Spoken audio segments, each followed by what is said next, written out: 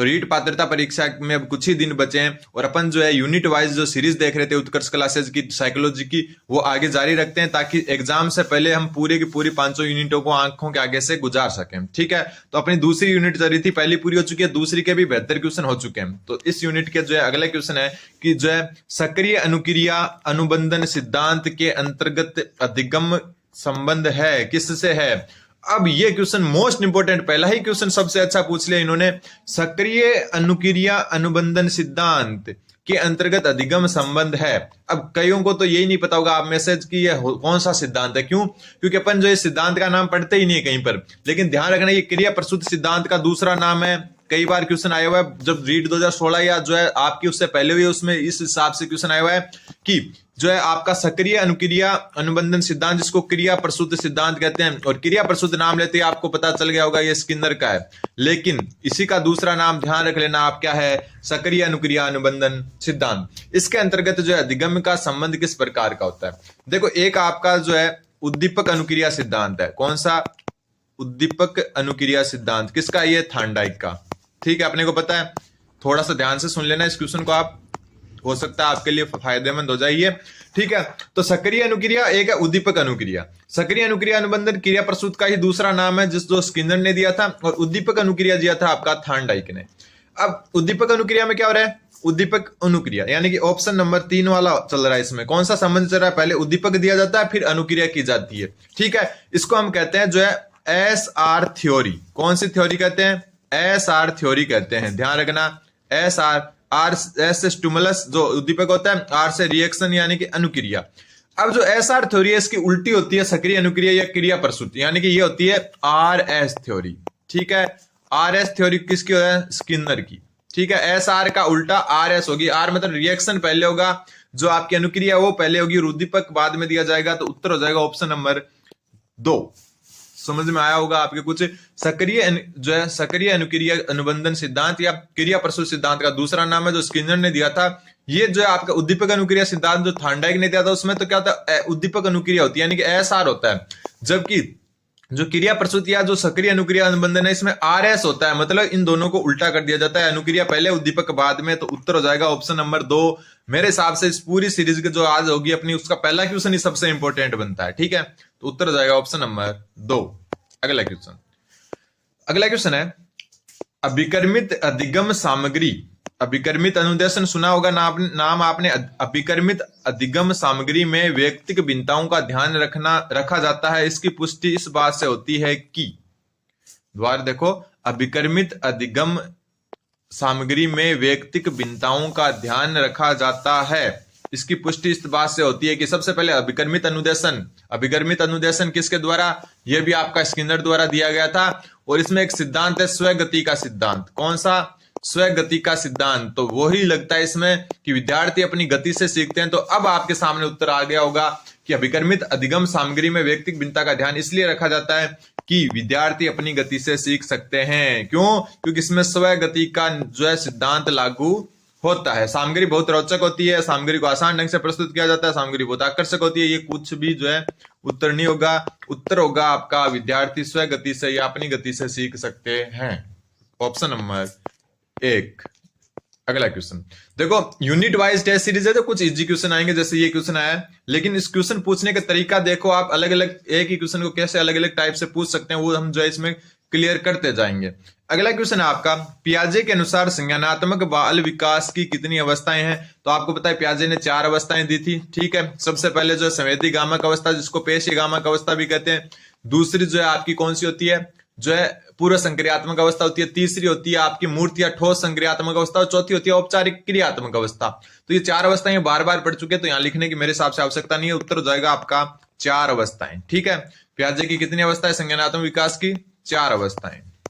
अगला क्वेश्चन, कुछ question easy आ जाएंगे, कारण यही है कि आपको जो है ये यूनिट वाइज है, तो मतलब कुछ इजी भी क्वेश्चन होंगे क्योंकि एक यूनिट से बहुत सारे क्वेश्चन कवर किए गए। ये दूसरी यूनिट है जिसमें अभिप्रेरणा से अधिगम और अधिगम के सिद्धांत जो है आएंगे। ठीक, अगला क्वेश्चन है, बच्चों के बौद्धिक विकास के 4 सुस्पष्ट स्तरों को पहचाना गया था, किसके द्वारा? अभी बात करके आए पियाजे द्वारा। ठीक है, और कोलबर्ग का भी नैतिक विकास का सिद्धांत है, आपने देखा होगा। कोलबर्ग के नैतिक विकास के सिद्धांत में 3 स्तर और 6 अवस्थाएं होती है, प्रत्येक स्तर में 2 अवस्थाएं होती है, तो ये भी आपको ध्यान रखना है। ठीक है, एरिक्सन का मनोसामाजिक सिद्धांत याद दिला देता हूं आपको, नए स्टूडेंट जिनको साइकोलॉजी थोड़ी सी हार्ड लग रही है, वो मनोसामाजिक सिद्धांत एरिक्सन का, इसमें इन्होंने 8 अवस्थाएं बताई, सारी अवस्थाएं पता होनी चाहिए आपको।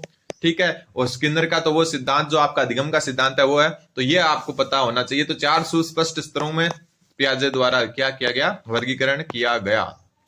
फिर है पियाजे की औपचारिक संक्रियात्मक अवस्था बालक की किस आयु अवधि तक मानी जाती है? तो औपचारिक संक्रियात्मक अवस्था होती है चौथी अवस्था। कौन सी चौथी अवस्था? पहली होती है संवेदी गामक अवस्था, तो ये होगी 0 से 2 वर्ष तक। ठीक है, संवेदी गामक शॉर्ट में लिख देता हूं। दूसरी अवस्था होती है आपकी जो है पूर्व संक्रियात्मक अवस्था। कौन सी? पूर्व संक्रियात्मक अवस्था। ठीक है, तीसरी होती है मूर्त संक्रियात्मक, जिसको ठोस संक्रियात्मक अवस्था भी कहते हैं। और पांचवी जो चौथी तीसरी होगी, चौथी जो होती है आपकी औपचारिक संक्रियात्मक या औपचारिक क्रियात्मक अवस्था होती है, तो चौथी कौन सी होगी? 11 से 15 वर्ष की आयु की। Option number 4। अगला क्वेश्चन है, अब देखो ये क्वेश्चन बहुत अच्छा। अपने को पता है पावलोव ने किस पर प्रयोग किया? थार्नडाइक ने किस पर किया? पावलोव ने कुत्ते पे किया, थार्नडाइक ने जो है बिल्ली पे किया। ठीक है, एक मिनट। ठीक, और जो कॉलर है उन्होंने चिंपांजी पर किया, लेकिन ये नहीं पता कि पियाजे का जो सिद्धांत है वो किसके अवलोकन पर आधारित है, ये बताओ। तो जो पियाजे ना, जीन पियाजे, उसका जो है आपको पता है बाल विकास का जो है क्या है, अवलोकन है। तो ये अपने बालक पर किया था इन्होंने, मैंने खुद के बच्चे पर ही जो है इन्होंने ये प्रयोग किया था, ये अवलोकन किया था। उत्तर हो जाएगा ऑप्शन नंबर जो 2, अपने बालक पर। अगला क्वेश्चन है, पियाजे के संज्ञानात्मक विकास के चरणों के अनुसार इंद्रिय गामक, जिसको संवेदी प्रेरक या संवेदी गामक अवस्था कहते हैं, किसके साथ संबंधित है? तो आपको बताइए इंद्रिय गामक अवस्था या संवेदी गामक अवस्था है 0 से 2 वर्ष, यानी बालक जस्ट जन्म ले चुका है वो बालक होता है इंद्रिय गामक अवस्था में। तो इसमें जो है कौन सा किसके साथ संबंधित है?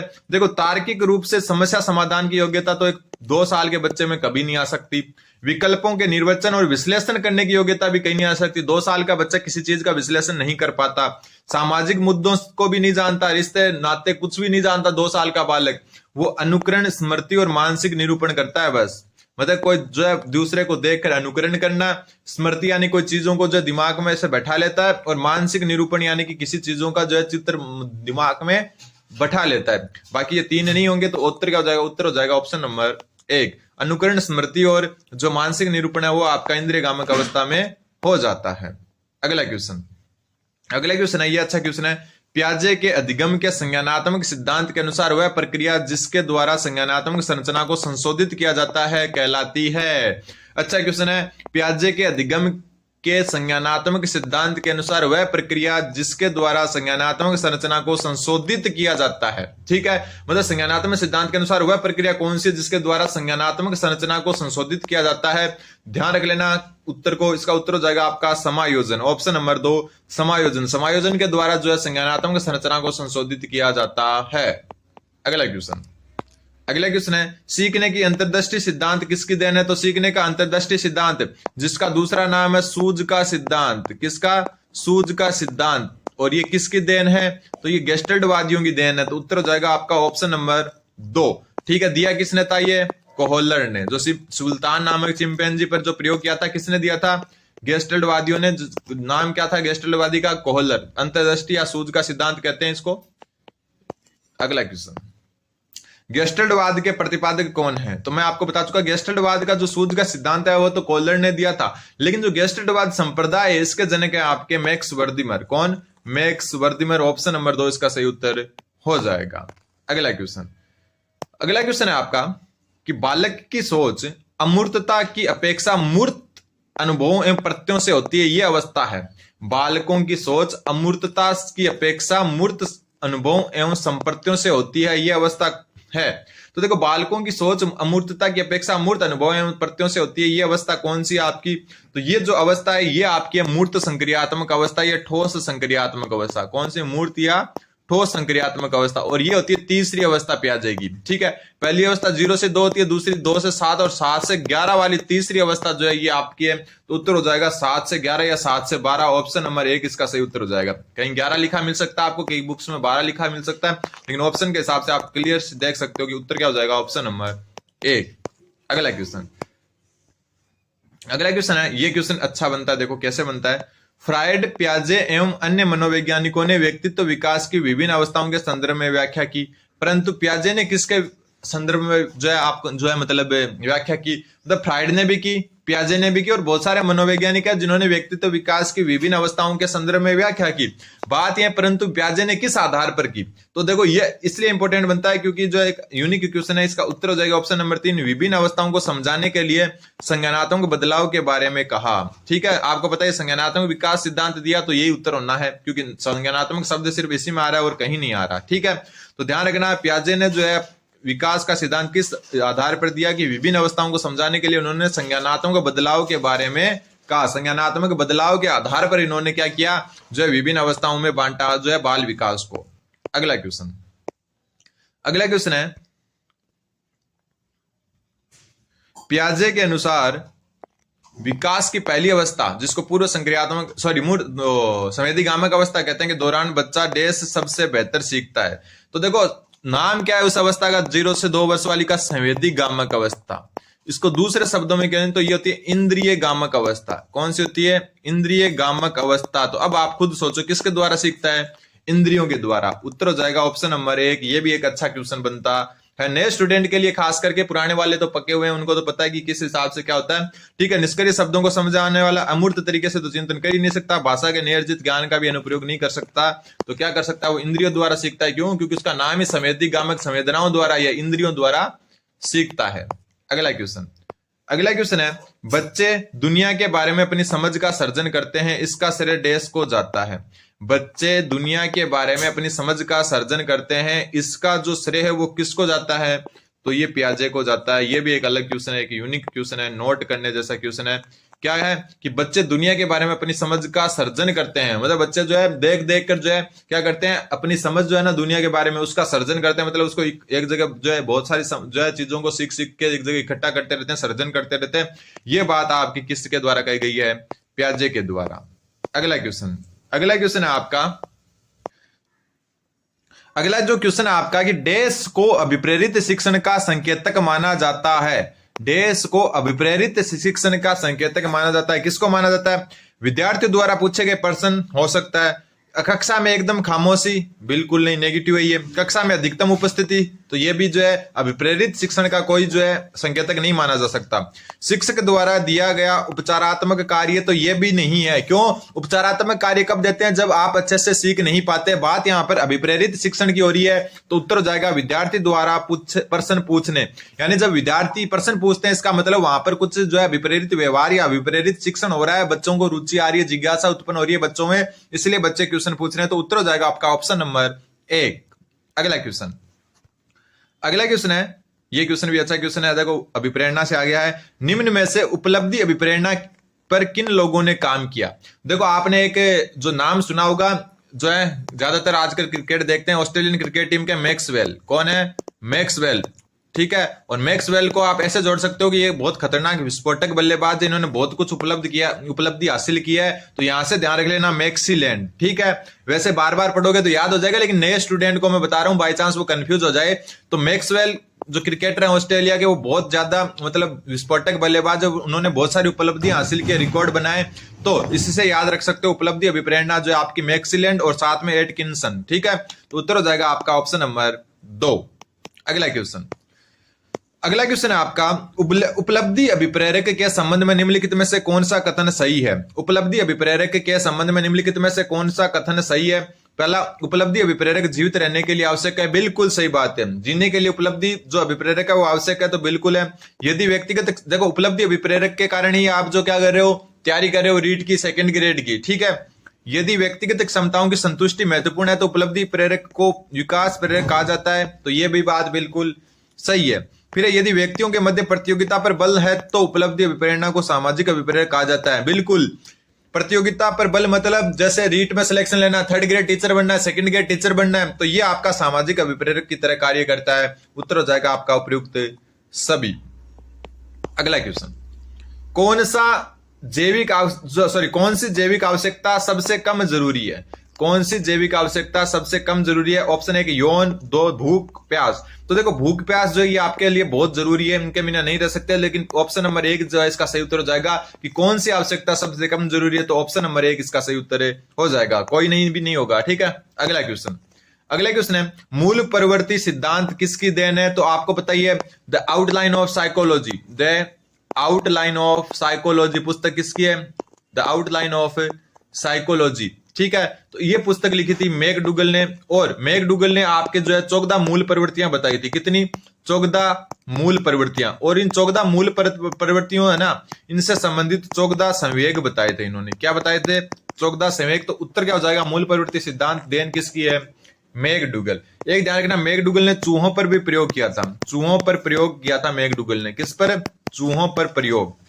अगला क्वेश्चन है निम्न में से कौन सी जन्मजात या आंतरिक अभिप्रेरणा नहीं है? आंतरिक अभिप्रेरणा हमेशा जन्मजात होती है, तो कौन सी नहीं है? भूख आपकी आंतरिक अभिप्रेरणा या जन्मजात है। क्यों? क्योंकि भूख आपको जो है कोई कार्य करने के लिए जो है क्या करती है? अभिप्रेरित करती है। प्यास, तो प्यास और भूख तो एक ही चीज हो गई एक प्रकार से, तो ये भी हो जाएंगे। यौन या काम, तो ये भी आपकी क्या आंतरिक या जन्मजात होती है, लेकिन उपलब्धि अभिप्रेरणा या उपलब्धि की आवश्यकता जो है ये आपकी बाह्य या फिर अर्जित होती है। क्या होती है? बाह्य या अर्जित अभिप्रेरणा होती है। तो उत्तर हो जाएगा आपका ऑप्शन नंबर 3, उपलब्धि की आवश्यकता आपकी जन्मजात अभिप्रेरणा नहीं है। अगला क्वेश्चन है अभिप्रेरणा का जो चक्र है उससे संबंधित सही कर्म इंगित करे। तो अभिप्रेरणा चक्र में क्या होता है? आवश्यकता जो है वो देती है अंतर्नोद को जन्म। किसको? अंतर्नोद को। ठीक है, और उसके बाद में होता है प्रोत्साहन या प्रेरणा। प्रोत्साहन या आवश्यकता, अंतर्नोद या अभिप्रेरणा या प्रोत्साहन। ठीक है, तो यहां पर देखो अंतर्नोद इसका दूसरा नाम प्रणोद भी होता है। तो अब आप देख लो कौन सा? आवश्यकता, प्रणोद और प्रोत्साहन। ऑप्शन नंबर 3 इसका सही उत्तर हो जाएगा। अभिप्रेरणा चक्र के ये 3 तत्व हैं।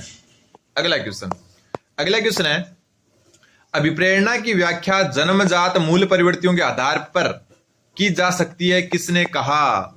अभिप्रेरणा की व्याख्या जन्मजात मूल प्रवृत्तियों के आधार पर की जा सकती है, किसने कहा? तो मूल प्रवृत्तियों वाला सिद्धांत किसने दिया था? मैकडूगल ने। तो ये बात भी किसने कह दी? मैकडूगल ने। ऐसे शब्दों को पकड़ के भी आप कुछ कथनों के पता लगा सकते हो कि कौन कह सकता है। अगला जो क्वेश्चन आपका निम्नलिखित में से कौन सा जन्मजात प्रेरक नहीं है? अभी ऊपर एक क्वेश्चन आया था वैसे ही है। भूख जन्मजात है बिल्कुल, प्यास जन्मजात है बिल्कुल, नींद भी जन्मजात है बिल्कुल, लेकिन आदत अर्जित है। हम कोई चीज की आदत होती है ना अपने को, वो अर्जित करते हैं वातावरण से, तो ये जन्मजात नहीं है, ये अर्जित है। तो ऑप्शन नंबर 3 इसका सही उत्तर हो जाएगा। और आज का लास्ट क्वेश्चन, निम्नलिखित में से कौन सी विशेषता आंतरिक रूप से अभिप्रेरित बच्चों के लिए असत्य है? कोई आंतरिक रूप से अभिप्रेरित बच्चा, उसके लिए असत्य कौन सी है? वे हमेशा सफल होते हैं।